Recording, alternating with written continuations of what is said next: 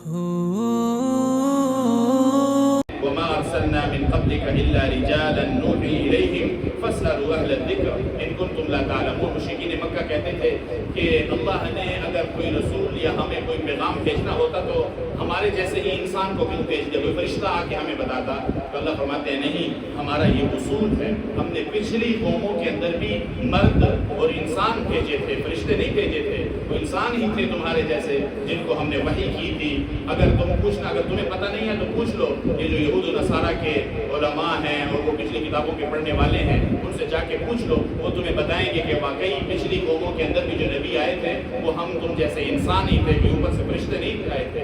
اور فرشتے آتے تو پھر انسان عمل کیسے کرتا؟ اللہ نے انسان کے عمل کو آسان کرنے کے لیے بتایا کہ تم جیسے انسان ہی ہیں، وہ اتنا بلند مرتبہ حاصل کر سکتے ہیں تو تم کیوں نہیں حاصل کر سکتے؟ وہ بھی کھاتے پیتے ہیں، ان کے ساتھ بھی خواہشات جڑی ہوئی ہیں، ان کے ساتھ ضروریات جڑی ہوئی ہیں. تو یہ تمہیں دعوت ہے اس بات کی کہ جب ایک عام آدمی، ایک عام انسان وہ نبی ہو کر اتنا بڑا رتبہ حاصل کر لیتا ہے، حالانکہ وہ انسانی ساری ضروریات رکھتا ہے جیسے تم رکھتے ہو، تو پھر تم کیوں وہ مرتبہ اور محنت کر کے اللہ کے ہاں وہ مقام حاصل کیوں نہیں کر سکتے؟ اسی لیے ہم نبیوں کو، یہ انسانوں کو بھیجتے ہیں، بجائے یہ کہ ہم کسی فرشتے کے ذریعے سے اعلان کروائیں. بالبینات والزبر وانزلنا الیک الذکر، ہم نے آپ پر بھی اس قرآن کو اتارا لتبین للناس، تاکہ آپ لوگوں کے سامنے اس کو بیان کریں، ما نزل الیہم ولعلہم یتفکرون، شاید یہ سمجھ سکیں. پھر اللہ آخر میں فرماتے ہیں کہ یہ لوگ کتنی مطمئن زندگی گزارتے ہیں اللہ کی نافرمانی کر کر. کیا یہ اس بات سے ڈرتے نہیں ہیں؟ افامن الذین مکروا السیئات، برے برے منصوبے بھی بناتے ہیں، نافرمانی بھی کرتے ہیں اللہ تعالیٰ کی کھل کر، لیکن کیا اس بات سے ڈرتے نہیں ہیں ان یخسف اللہ بہم الارض، کیا اللہ زمین کو حکم دے دے اور وہ ان کو تنسا دے؟ اللہ کو حکم دیں گے، زمین ان کو تنسا دے گی. کیا اس بات سے ڈرتے نہیں ہیں کہ اللہ کی زمین پر اللہ کی نافرمانی کرتے ہیں؟ او یأتیہم العذاب من حیث لا یشعرون، یا وہاں سے عذاب آ جائے جہاں سے ان کے وہم و گمان میں بھی نہ ہو.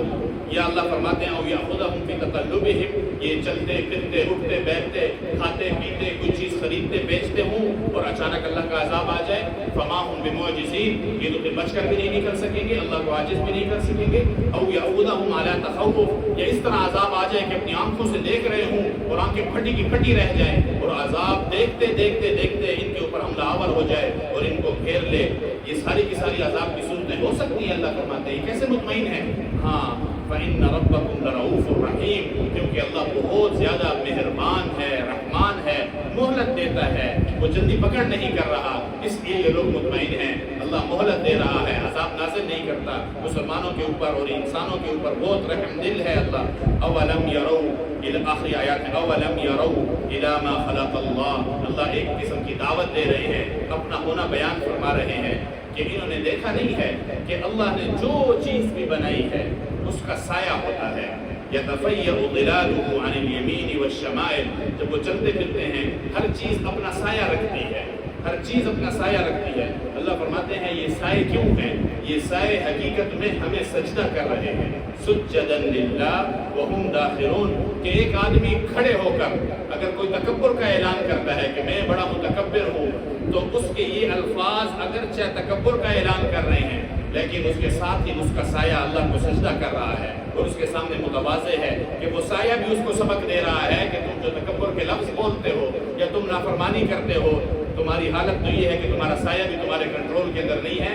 وہ اللہ کا بنایا ہوا وہ سایہ تمہیں سبق دے رہا ہے کہ وہ اللہ کو سجدہ کر رہا ہے اور اللہ کے سامنے تواضع سے زمین پر جھکا ہوا ہے. چاہے وہ درخت ہو، چاہے وہ دنیا کی جتنی بھی چیزیں ہیں، وہ سب کے سب اپنے سایوں کی صورت میں اللہ کو سجدہ کر رہی ہوتی ہیں ایک لحاظ سے. اور پھر اللہ فرماتے ہیں وَلِلَّهِ يَسْجُدُ، اور یہ سجدے کی آیت ہے، یہ سجدے کی آیت ہے. اب ہم یہاں دیکھیں کہ اس کا ترجمہ کیا ہے اور پھر اللہ ہمیں بھی پھر یہ حکم دیا گیا ہے کہ آپ بھی سجدہ کرو اس موقع کے اوپر. وَلِلَّهِ يَسْجُدُ مَا فِي السَّمَاوَاتِ وَمَا فِي الْأَرْضِ.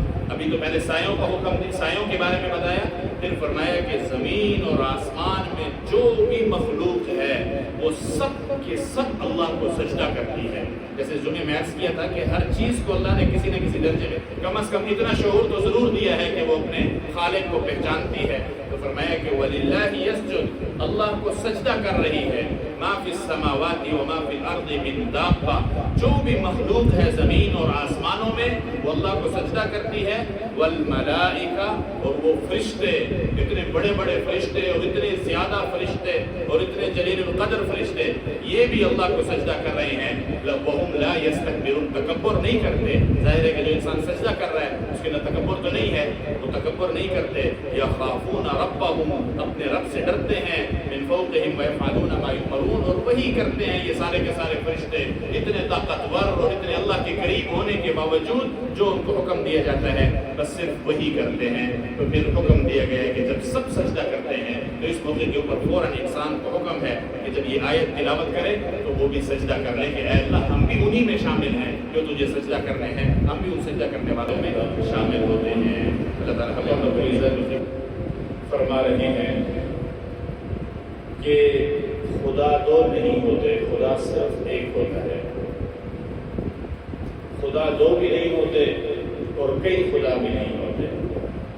انما هو الہ واحد، عبادت کے قابل اور خدا کہلائے جانے کے قابل صرف ایک اللہ ہے۔ فَإِيَّايَ فَارْهَبُونَ، اس لیے صرف مجھ ہی سے ڈرا کرو، دوسروں سے مت ڈرو، کسی کا خوف دل میں مت رکھو۔ یہ بڑا احسان ہے اللہ کا کہ جب انسان کے دل میں کسی ایک چیز کا خوف آ جائے اور اس کو کہہ دیا جائے کہ بس کسی اور سے نہیں ڈرنا، جیسے ایک باپ اپنے بچے سے کہے کہ بس مجھ سے ڈرو اور کسی سے مت ڈرا کرو، کوئی بات ہو تو مجھے بتایا کرو۔ بس اللہ بھی یہی فرماتے ہیں فَإِيَّايَ فَارْهَبُونَ، مجھ سے ڈرو، ایک اللہ ہے اسی سے ڈرو۔ جب تک آپ علیہ السلام نے ایک اللہ کی دعوت نہیں دی تھی، یعنی آپ علیہ السلام ابھی نبوت نہیں آئی تھی، ابھی مبعوث نہیں ہوئے تھے، تو اس سے پہلے لوگ بہت ساری چیزوں سے ڈرا کرتے تھے۔ کوئی سورج سے ڈرتا تھا، اس کی عبادت کرتا تھا، اتنا ڈرتا تھا کہ اس کی طرف نظر اٹھا کے دیکھ نہیں سکتے تھے، اور اس کا خوف، اس کا جلال اتنا دل میں ہوتا تھا کہ اس کو سجدہ کرتا تھا۔ وہ نکلتا تھا تب سجدہ کرتے تھے، وہ اوپر آ جاتا تھا تب سجدہ کرتے تھے، جب غروب ہوتا تھا تب سجدہ کرتے تھے۔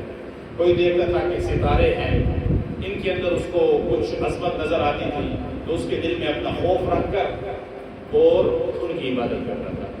اسی طرح اور بھی بہت ساری چیزیں دیکھ لیں کہ لوگ گائے کی پوجا کرتے ہیں اور اس کی عظمت اور اس کا خوف دل میں رکھتے ہیں، کیونکہ خدا ہے تو اس کا خوف رکھیں گے۔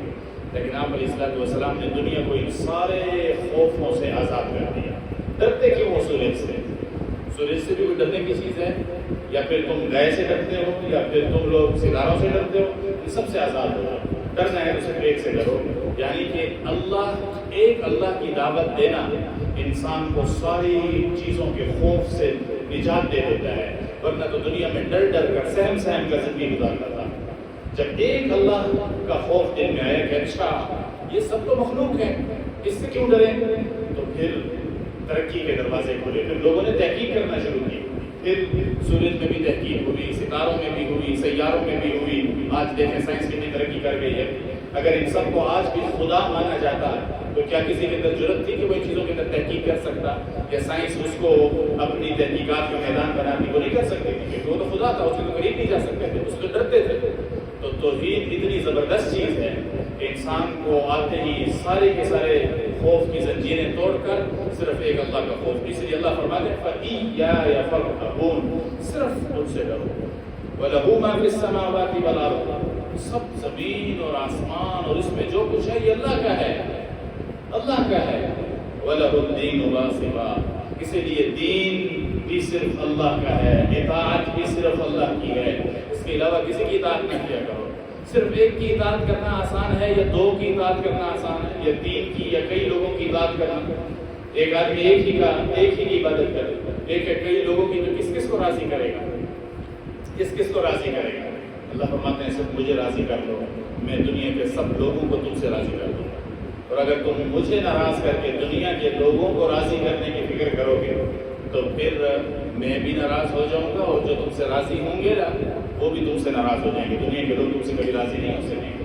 فَإِيَّايَ فَارْهَبُونَ، آگے اللہ فرماتے ہیں أَفَغَيْرَ اللَّهِ تَتَّقُونَ، کیا پھر بھی جب زمین اور آسمان میرے ہیں اور زمین اور آسمان کے درمیان جو کچھ ہے وہ سب میرا ہے، کیا پھر بھی میرے علاوہ کسی سے ڈرو گے؟ کیا پھر بھی کوئی مستحق ہے اس بات کا، کوئی حق رکھتا ہے کہ اسے ڈرو؟ وہ سب میرے ہیں، صرف مجھ سے ڈرو.